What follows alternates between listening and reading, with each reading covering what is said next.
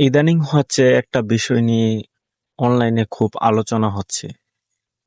বিষয়টা এরকম, কিছু কিছু মানুষের ক্যাপশনে লিখতেছে রাত পোহালেই শুক্রবার, আবার কিছু মানুষ এরকম লিখতেছে যে চোখ বন্ধ করলে আর চোখ খুললেই শুক্রবার। আসলে এই বিষয়টা নিয়ে অনেক ভাবার বিষয়। আখিরি নবী হযরত মুহাম্মদ মুস্তাফা সাল্লাল্লাহু আলাইহি সাল্লাম বলছেন, যখন শেষ জমানা আসবে তখন এরকম কিছু দেখা দিবে। তো আমাদের বিষয়টা হচ্ছে এরকম, আমি কিন্তু আগামী সপ্তাহে আপনার নামাজ পড়ে আসছি।